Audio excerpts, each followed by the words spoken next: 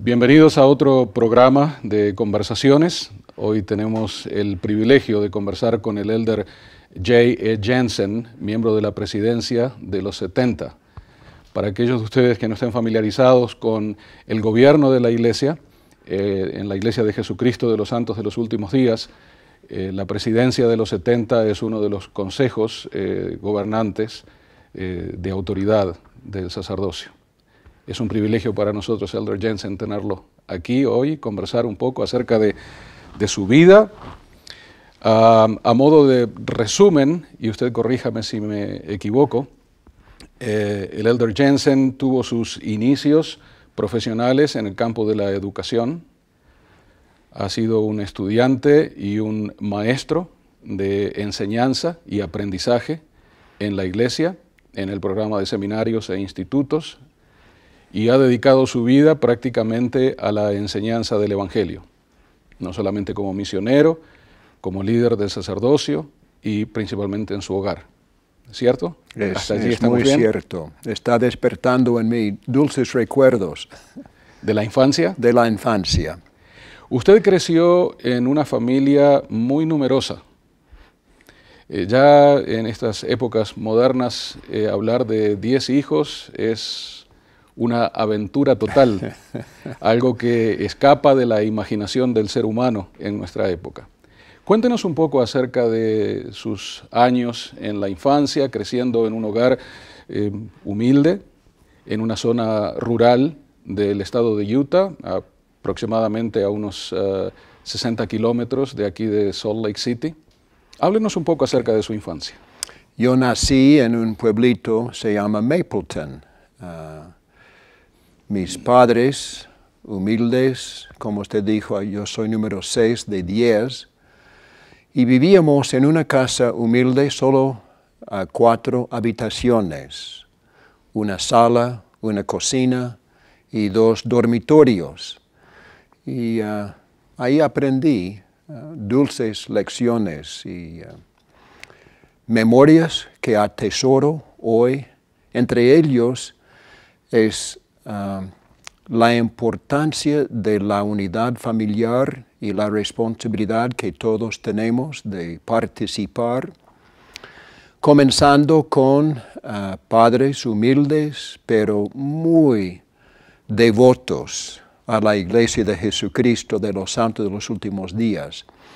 Entre los primeros recuerdos que tengo es estar sentado en el regazo de mi padre y él con un libro parecido a las Escrituras aquí sobre la mesa, titulado Una voz del polvo, o relatos, básicamente, del Libro de Mormón. Y en ese contexto, yo nací y crecí en una familia creyente, orábamos como familia, leíamos las Escrituras, bendecíamos los alimentos que comíamos, y íbamos a la iglesia como mi deber. Tenía responsabilidades en los deberes del hogar, el aseo de la casa, ayudar en la cocina. De hecho, no tuvimos un baño dentro del hogar, entonces cuando teníamos que bañarnos, entrábamos en la casa con una tina redonda. Y siendo número 6, yo siempre tenía agua sexta. Pero dulces recuerdos. Reciclada. Reciclada. Pero estos son los recuerdos de mi juventud.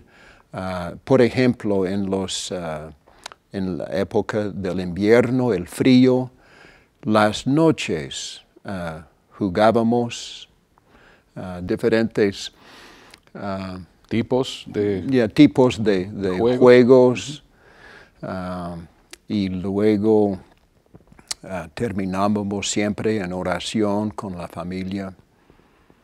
Muy bien.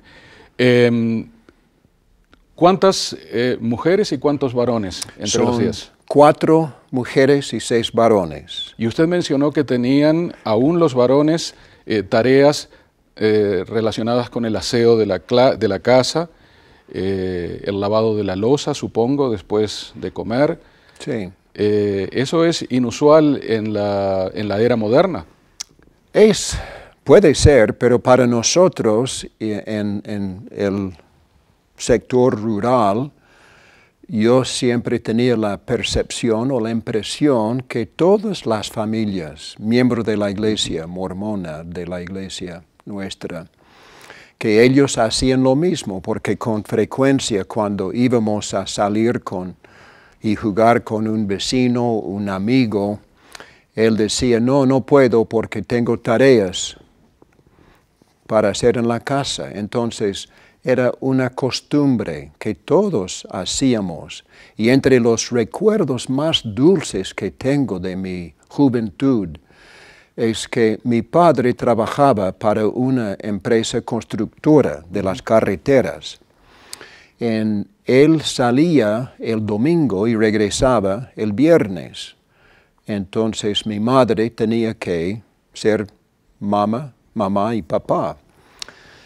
Y cuando ya tenía la edad de trabajar, nuestros vecinos tenían una granja. Y afortunadamente no tenían hijos en la edad de ayudar en el trabajo con la granja. Mi padre, queriendo que nosotros aprendiéramos el valor del trabajo, las responsabilidades y dinero, él acudió al obispo Whiting y dijo, obispo, no tengo muchos recursos económicos, pero si usted está dispuesto a ofrecer trabajo a nuestros hijos, yo le doy el dinero para dárselo a ellos, para que ellos aprendan el valor y la responsabilidad del trabajo. Su padre cumplió una doble función. No solamente mediante su ejemplo le enseñó el valor del trabajo, sino que a través del obispo Whiting trató de enseñarles e inculcarles desde su más tierna infancia la importancia de trabajar para otra persona que no fuera relacionada con usted en la familia. Las importantes lecciones de la puntualidad, cumplir algo, llegar al final de hacer algo. Y otra cosa que al meditarlo, reflexionar más, recuerdo haber trabajado en los campos y los hijos del obispo Whiting, los 3 misioneros retornados. Entonces yo no tenía que trabajar en un ambiente vulgar, sino escuchaba en las conversaciones, en el trabajo de las experiencias misionales, sin saberlo, sembrando en mí que yo algún día podía ser misionero. Exacto. Ahora, el ambiente en el cual usted se crió, en una zona rural, se prestaba mucho para esas lecciones que iban a ser de gran valor para el resto de su vida. Vivimos en una época muy diferente, Elder Jensen, sobre todo en los países hispanoparlantes, en la América Latina. En los últimos 25 años, 30 años, ha existido una mentalidad de que los jóvenes, para abrirse camino, tienen que ir a la capital y tienen que buscar no solamente la oportunidad de estudiar en instituciones de enseñanza superior, sino también de conseguir trabajos de oficina, ejecutivos, o cumpliendo con funciones técnicas que los preparen y los impulsen hacia el futuro. ¿Cómo aconsejaría usted a un padre en esas condiciones? ¿Cómo pueden esos padres con economías muy limitadas en la América Latina, cómo pueden esos padres de hoy inculcar en sus hijos el valor del trabajo, la importancia de ser responsables, puntuales, como usted mencionó? Si yo fuese padre en una circunstancia así, desde chicos, desde joven, si podemos invitar a nuestros hijos a ser responsables, por ejemplo, por su ropa, colgarla, no dejarlo en el piso, en el suelo. Sus materiales del colegio, cuidarlos. Cuando es la hora de la comida, que todos tenemos responsabilidades en la preparación de la comida, la mesa de la cocina y luego después. Todos podemos contribuir en el arreglo del hogar, en otras asignaciones, cosa que nosotros hicimos cuando ya con nuestros 6 hijos, al llegar a la edad de ir al colegio, tenían que, mi esposa, que quisiera que estuviese hoy, pero ella ya tuvo una operación recién y no está aquí hoy. Y la echamos de menos. Mucho, yo especialmente. Pero mi esposa les instruyó, ahí está la máquina de lavar, la secadora y la plancha, y ella enseñó a nuestros hijos que pueden ser responsables y todos contribuimos.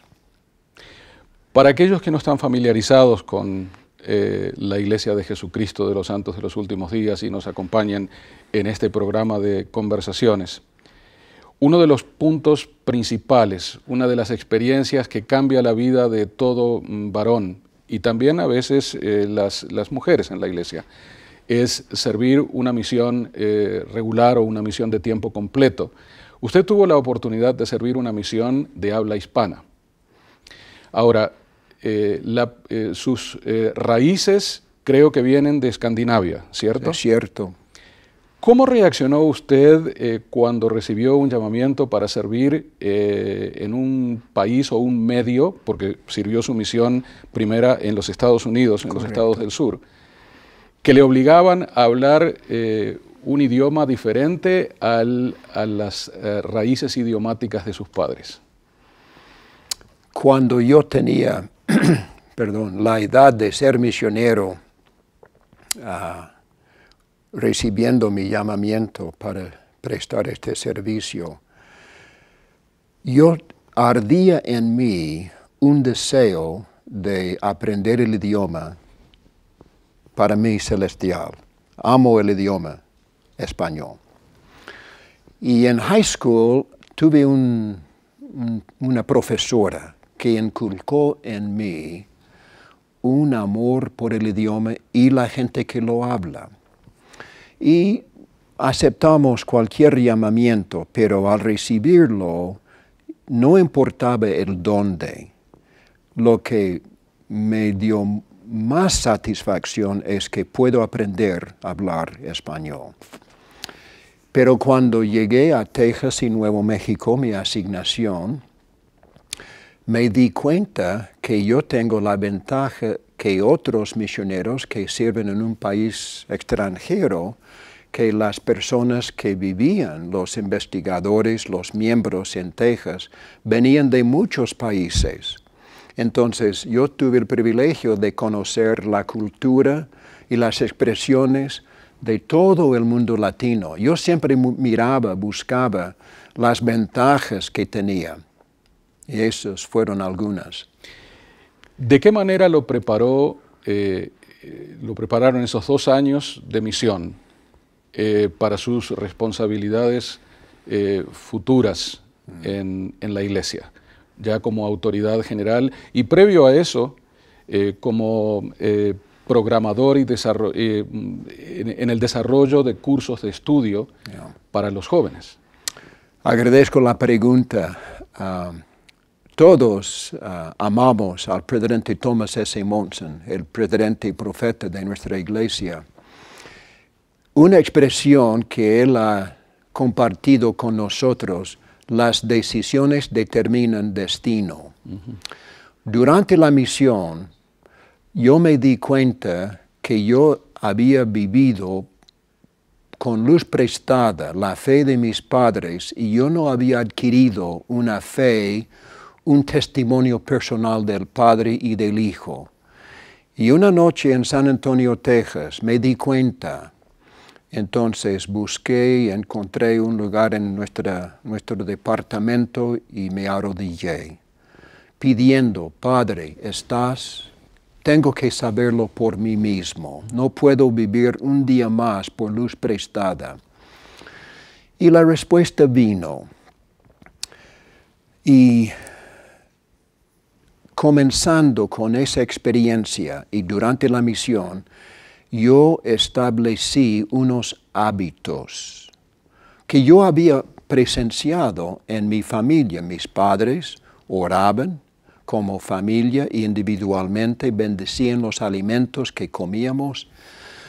Pero en la misión me di cuenta, Jay, no puedes vivir por esa luz prestada más.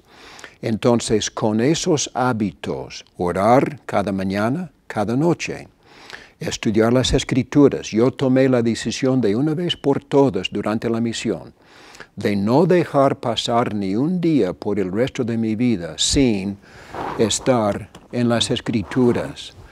Algunos días no es mucho tiempo, pero lo hago. Entonces, otros hábitos, pagar diezmos, tener una recomendación vigente de ir al templo, todo lo bueno que yo había presenciado en mis padres, yo adopté como misionero. Y luego regresando, mi novia, esperándome, y nos casamos 33 días después del retorno de la misión, nos casamos, ¿y qué hago? Ahora hacemos juntos todos los hábitos adquiridos como misionero, continuábamos. Vamos a hablar en un momento acerca de la influencia de la hermana Jensen en su vida. Pero quisiera preguntarle algo que acaba usted de mencionar y que para mí resulta un punto muy importante. Y es el hecho de que cuando a los jóvenes los llaman para servir una misión, la razón fundamental o exclusiva no es que ellos enseñen el Evangelio. O sea, no es solamente enseñar, sino hay muchísimo que se puede aprender durante esos 2 años. Usted efectivamente lo aprendió en forma natural y con mucha persistencia. Usted habló de los hábitos y eso es algo muy importante. ¿Cómo enseñamos a la juventud a adquirir buenos hábitos, ya sea durante su servicio misional? Hay muchos jóvenes en la iglesia que por una razón u otra no pueden servir una misión. Pueden de todas maneras aprender hábitos que los lleven a una vida mucho más cercana al Señor en los años futuros. En verdad pueden. Yo reconozco, habiéndolo observado con mis padres y mis hermanos también, esos hábitos en el hogar, cuidar los bienes que tengo, mi ropa, mis pertenencias, reconociendo la importancia de un presupuesto. Mis padres no tenían muchos recursos económicos. Es por eso que mi padre pidió a mi vecino, nuestro obispo, que nos diera trabajo para aprender esas lecciones. La importancia de un presupuesto, entonces, seguir los ejemplos y los consejos de nuestros padres. Jay, es la hora de levantarnos, es la hora de orar como familia. Entonces, yo salgo, yo voy, no resisto la invitación de mi padre. Jay, te toca bendecir los alimentos, yo lo hago. Jay, tú eres diácono ahora, es la hora de ir y colectar las ofrendas que pedimos de los miembros. Jay, es su responsabilidad trabajar en el jardín, tenemos que cultivar, tenemos una huerta, tenemos árboles. Jay, tenemos que cuidar los árboles. Todas estas lecciones yo aprendí, observé, y luego como padre, yo me esfuerzo por inculcar en nuestros hijos los mismos hábitos y invitarlos. Es la hora de comer, es la hora de orar, la hora de estudiar las Escrituras. Y como misionero o misionera, esos hábitos también se pueden aprender mediante la observación. También. No solamente la observación de sus propias circunstancias, aquellas que le rodean, sino de las circunstancias de personas a quienes ellos les están enseñando.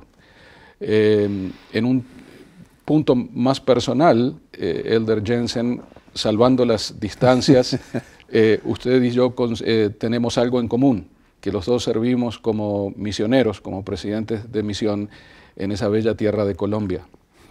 Y yo siempre digo que las más grandes lecciones que yo aprendí durante mi misión, y posiblemente a lo largo de toda mi vida, fueron de personas que no tenían el conocimiento que tengo yo del Evangelio. Y esas son lecciones que los misioneros pueden y deben aprender. Es muy cierto. Yo reflejo en las experiencias que tuve como joven en presencia de adultos, aprender a respetarlos. En la misión, en un ambiente social, yo siendo adolescente, solamente 19 años, pero habiéndolo observado y practicado algo en la cultura, la sociabilidad de la iglesia, no fue difícil para mí conversar con adultos y entonces los misioneros se convierten rápidamente en adultos, adultos maduros y sabios y buenos. Y como usted, como presidente y yo, presenciamos y vemos lo mismo con nuestros misioneros en ese mismo ambiente, adaptándose a diferentes circunstancias inmediatamente. Y esa misión lo prepara para después ser maestro de hijos. Es cierto. Ahora, antes de llegar a ese punto, tiene que haber algo antes, y es los años de cortejo que llevaron al casamiento con su amada esposa. ¿Cómo se conocieron ustedes? Yo nací en este pueblito y no tuvimos un high school, solo tuvimos la primaria hasta el 6º año. Entonces el bus nos recogía a ir a Springville, 10 minutos. Y la conocí en un pasillo del colegio. Y nos conocimos y tuvimos amigos entre nosotros y salíamos juntos en actividades. Y yo siendo muy inmaduro, pero me enamoré con una amiga de mi esposa. Y yo la escribía notas y ella se las llevaba a mi novia, pero con tiempo se enfrió esa relación, pero mantuvimos un contacto y luego en high school salíamos juntos en un cortejo. Cuando nos graduamos juntos, conversábamos: Jay, ¿te vas a la misión o nos casamos? No tenía la madurez espiritual que con tiempo creo que he adquirido. Llegamos al fin del año, su cumpleaños es enero 1. Yo le dije: Lani, te lo digo en tu cumpleaños. Salimos juntos en las festividades del Año Nuevo. La llevé a casa y le dijo: Lani, nos casamos, no me voy a la misión. Pero 2 semanas después, íbamos a la reunión sacramental, o a la de ella o la mía.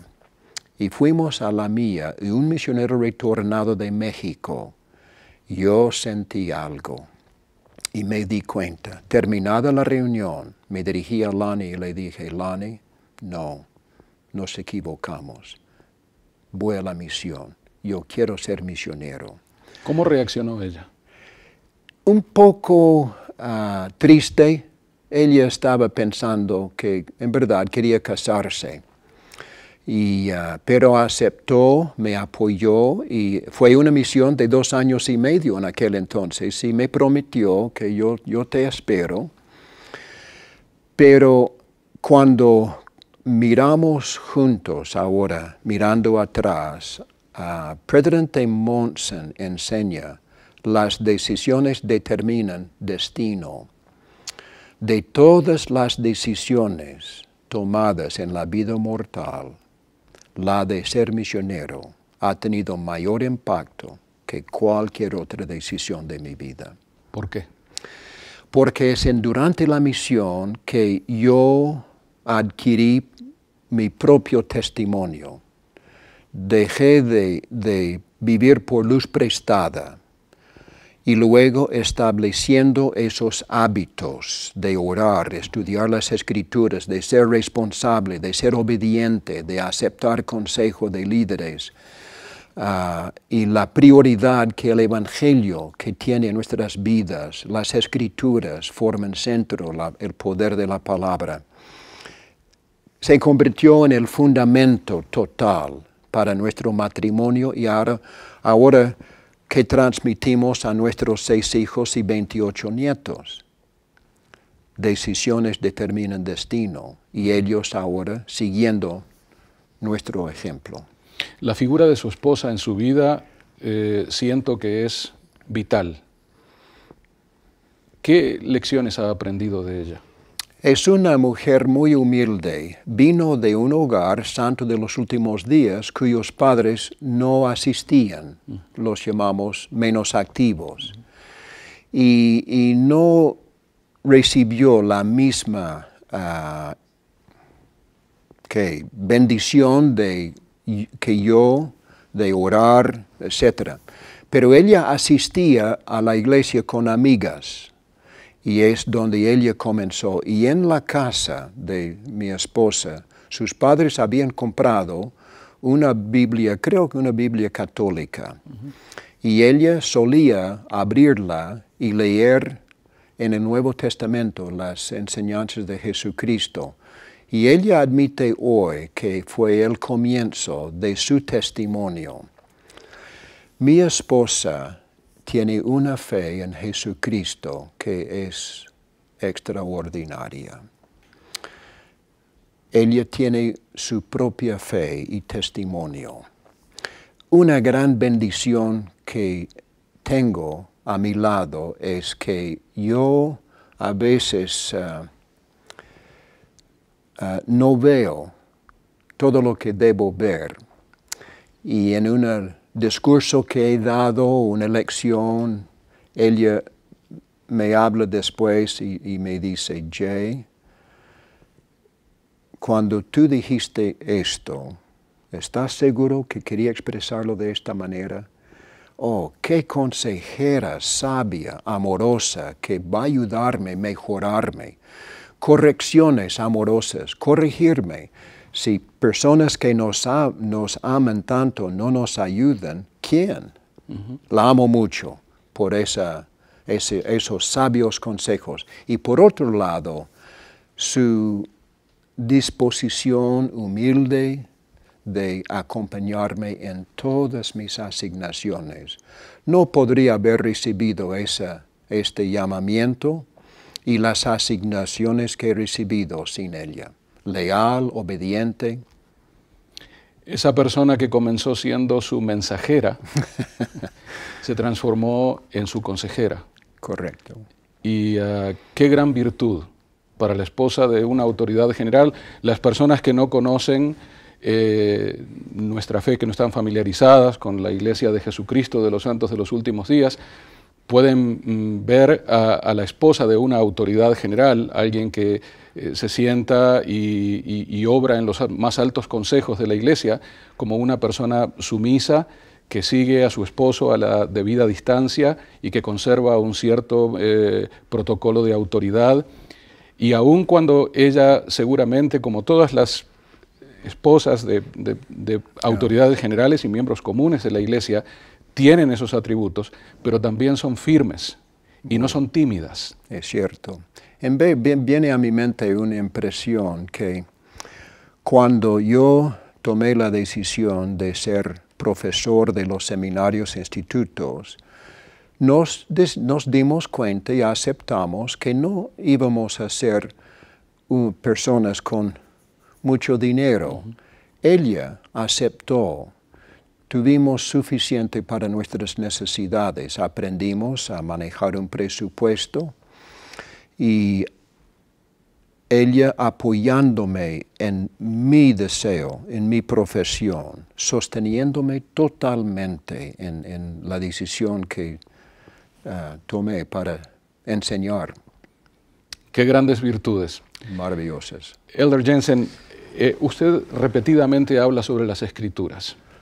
Es muy común en nuestra filosofía, en nuestra cultura, santo de los últimos días, referirnos a las Escrituras, la Biblia, el Libro de Mormón, Doctrina y Convenios, la Perla de Gran Precio, con un afecto y un cariño muy especial, que tal vez en el mundo en general sí existe respeto hacia la palabra de Dios, pero no se le venera tanto como a veces nosotros lo hacemos en la iglesia. ¿Por qué las Escrituras en inglés, en español, y en un segundo vamos a hablar un poco acerca de su influencia en la edición Santo de los Últimos Días de la Biblia, pero por qué las Escrituras, como la palabra de Dios, juegan un papel tan central en su vida? Cuando en mi juventud no tuvimos televisión, solo un radio, mi madre inculcó en mí un amor para los libros. Tuvimos libros en la casa. Tengo en mi posesión una pequeña edición de La Perla de Gran Precio. La primera escritura que yo recuerdo en mi vida, en La Perla de Gran Precio tenemos el relato de José Smith y la primera visión. Son las primeras escrituras que yo recuerdo por haberlas leído por mí mismo. Eso fue el comienzo. Durante la misión, por supuesto, fui a los seminarios en high school, en respecto, un amor por la palabra, pero ocurrió durante la misión. Cuando yo me profundicé en estos sagrados libros, gané un amor profundo, de hecho reflejado en una escritura en Alma 31:6, y como la predicación de la palabra tenía gran propensión a impulsar a la gente a hacer lo que era justo, de modo que Alma consideró prudente que pusieran a prueba la virtud de la palabra o el poder de la palabra. Es durante la misión, basado sobre el respeto y el amor que mis padres tenían para las Escrituras y el respeto para las Escrituras. Entonces, yo me metí en ellas y estudiándolas cada día, no permito pasar ni un día sin estar en ellas. Reconozco, es como el Antiguo Testamento indica, el maná. Y si no como la palabra de Dios todos los días, me muero en alguna manera. Pero es porque hay gran poder en la palabra. Usted cumplió una función importantísima en lo que hoy tenemos como la edición Santo de los Últimos Días de la Santa Biblia de Reina y Valera. Háblenos un poquito acerca de esa experiencia. Siendo autoridad general, en 2004 me di cuenta que el Comité de Escrituras habían hecho un esfuerzo para obtener autorización, los derechos de publicación de la Reina Valera, la edición 1960, pero nos negaron la petición.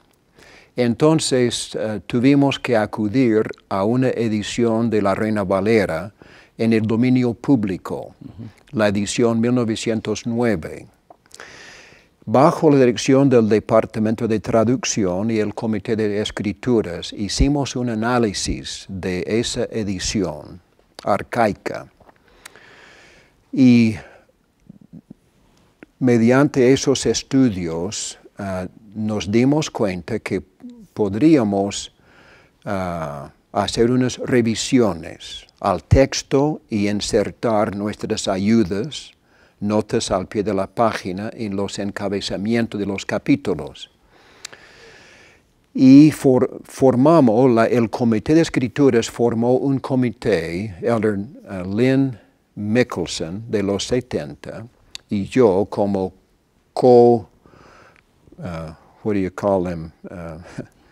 Coordinadores del comité, otros 4 o 5 empleados en el departamento de traducción, personas que usted conoce bien.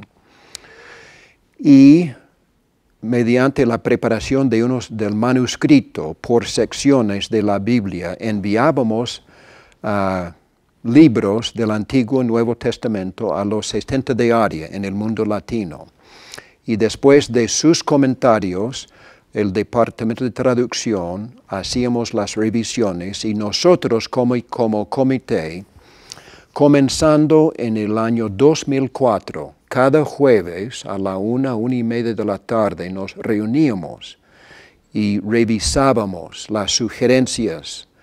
Y finalmente, después de 4 maravillosos años, fue autorizado la publicación y justo 100 años como aniversario de la Reina Valera, publicada en 1909, publicamos la edición Reina Valera, edición de la Iglesia de Jesucristo de los Santos de los Últimos Días, con nuestras propias ayudas de estudio y unos pequeños cambios en el texto para actualizar expresiones arcaicas, algunas hasta hoy ofensivas, que en aquel entonces no eran.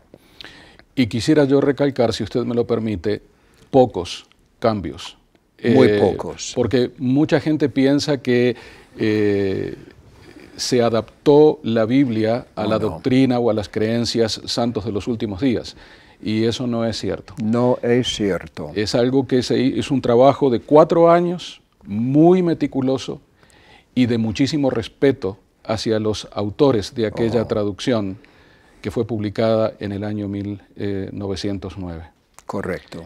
Elder Jensen, usted no sabe cuán agradecidos estamos por su presencia, por el tiempo que nos concede. Quisiéramos para concluir esta conversación que hemos tenido con el Elder J. Jensen, que usted les diera algunas palabras de consejo, sobre todo a los jóvenes que están iniciando su vida de liderazgo, no solamente en la iglesia, sino en la sociedad, en su hogar, en los países de América Latina, que por razones diferentes están enfrentados a situaciones muy difíciles. Creo que no escapa ningún país en el mundo en la actualidad, pero estamos viviendo en los últimos días, como lo llama el nombre de nuestra religión. ¿Qué consejo podría darles ustedes y su testimonio, si pudiéramos pedirlo? Gracias, muchas gracias. Cuando nací y crecí en un hogar santo de los últimos días, aprendí de mi Padre Celestial, aprender a amarlo, orar, y que Jesucristo es su Hijo. Es automático para mí mirar al cielo, a mi Padre y a su Hijo Jesucristo. Es inherentemente inculcado en mí. Como parte de ese plan, sabemos y enseñamos que nosotros vivíamos con nuestro Padre antes de nacer como espíritus. Esto significa que hay un espíritu en este cuerpo mortal. Y ese espíritu, según las Escrituras, aprendió lecciones. Y siendo hijos de un Padre eterno, somos personas especiales. Yo quisiera que los jóvenes, esta generación emergente, creciente, supieran de su divino origen, su divinidad en sí.